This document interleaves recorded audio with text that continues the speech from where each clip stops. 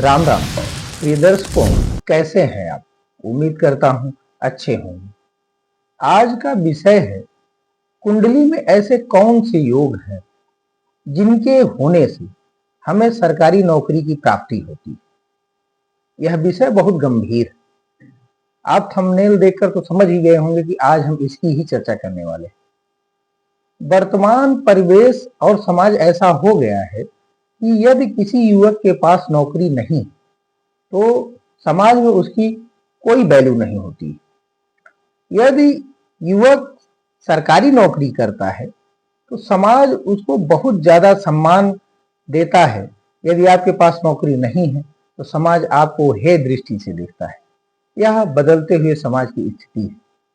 इसमें युवा परेशान हैं और वह जानना चाहते हैं क्या ऐसी कोई ग्रह में ऐसी कोई स्थिति होती है कुंडली में जिसके होने से सरकारी नौकरी की प्राप्ति होती है। हाँ, ऐसी स्थिति होती है, उसकी यहाँ हम चर्चा करेंगे। लेकिन उससे पहले कुछ बातें हम आपसे कहना चाहते हैं, उसे आप धैर्यपूर्वक सुनिए। होता यह है कि सबसे ज्यादा तो आपका पुरुषार्थ ही मायने रखता है। आप अपने कार्य को लेकर कितने सजग और कितने ज्यादा उसे अच्छा से कर रहे हैं, ये सबसे ज्यादा मायने रखता है। लेकिन जन्म कुंडली भी आपके कार्य में सहायक होती है।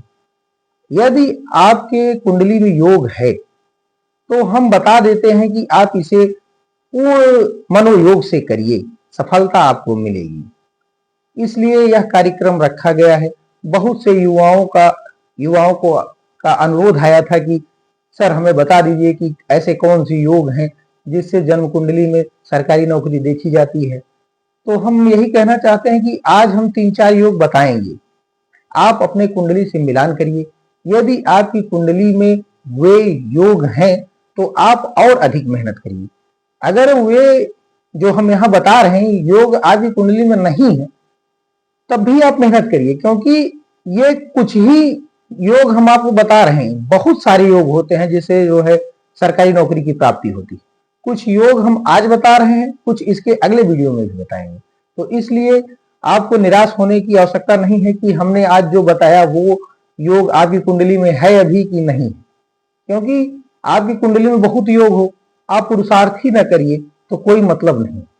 इसलिए हम यहाँ जानेंगे कि ऐसे कौन से योग हैं जो जन्म कुंडली में सरकारी नौकरी के कारक हैं और ऐसे कौन से दुर्योग हैं जो आप देखते होंगे कि आपका सिलेक्शन 1 नंबर से 2 नंबर से रुक जा रहा है। तो यह सब की चर्चा हम इस कुंडली में इस वीडियो के माध्यम से करेंगे। तो शुरू करते हैं। पहला योग, आप अपनी कुंडली देखिए कि देव गुरु बृहस्पति धनु राशि में है, मंगल मेष का हो और शुक्र तुला राशि के हो और मूल त्रिकोण में हो, तो आप समझिए यह कुंडली बहुत मजबूत हो गई। यह योग अगर बन रहा है तो यह चाप योग है। यदि किसी जातक के कुंडली में देव गुरु बृहस्पति धनु के, मंगल मेष के और शुक्र तुला राशि में हो और त्रिकोण में हो, तो आप समझिए कि यह प्रबल योग है कि जो जातक है उसका सरकारी नौकरी में उच्च पदों पर, आईएएस पीसीएस के पदों पर भी सिलेक्शन करवा देता है। ऐसा जातक सरकार से हमेशा लाभ प्राप्त करता है। उसका सरकार में उच्च अधिकारियों से संपर्क रहता है। ऐसे जातक किसी भी क्षेत्र में, किसी भी सरकारी नौकरी में सफल हो जाते हैं। यह योग अगर आपकी कुंडली में है तो आप देखिएगा। और यह बताने का मेरा मकसद यही है कि जैसे कोई माँ बाप यदि यह वीडियो देख रहे हैं तो वह अपने बच्चों की कुंडली देखें। अगर जो भी यहाँ योग बताए जा रहे हैं उसमें से कोई भी योग हो तो उसे आप जो है सिविल सर्विस की तैयारी जरूर कराइए। इस योग के होने के कारण वह आप देखेंगे कि सक्सेस जरूर हो जाएगा। बस जरूरत है समय को पहचानते हुए तैयारी करने की। दूसरा योग ये है लग्नेश केंद्र में हो, मतलब 1, 4, 7, 10 लग्नेश आपके पहले घर में हो, चौथे घर में हो, 7वें घर में हो, या 10वें घर में और किसी शुभ ग्रह से दृष्ट हो या किसी शुभ ग्रह के साथ बैठा हो तो ऐसा जातक निसंदेह सरकारी नौकरी प्राप्त करता है। फिर से एक बार देख लीजिए, लग्नेश आपका केंद्र में हो, 1, 7 और 4, 10 इन ग्रहों में बैठा हो और लग्नेश के साथ कोई शुभ ग्रह बैठा हो और मित्र ग्रह की दृष्टि हो तो ऐसा जातक निसंदेह आप देखेंगे तो सरकारी नौकरी प्राप्त करता है। तीसरा योग ये है कि 3 शुभ ग्रह अपनी उच्च राशि में है। अब आप पूछेंगे शुभ ग्रह कौन सा है, तो शुभ ग्रह गुरु, शुक्र, चंद्र, बुध ये शुभ ग्रह होते हैं। 3 शुभ ग्रह अपनी उच्च राशि में हो अथवा बुध, गुरु, शुक्र बलवान होकर 9वें घर में बैठे हो, 9वें भाव में बैठे हो और किसी बलवान ग्रह से दृष्ट हो तो यह आप जरूर जानिए, यह मानकर चलिए कि ऐसा जातक निसंदेह उच्च पद को प्राप्त करता है। ज्योतिषी पुस्तकों में लिखा गया है कि ऐसा जातक राज्याधिकारी होता है, राजा के समान जीवन अपना व्यतीत करता है। चौथा योग यह है कि नवमांश में कोई भी 3 ग्रह उच्च राशि में बैठे।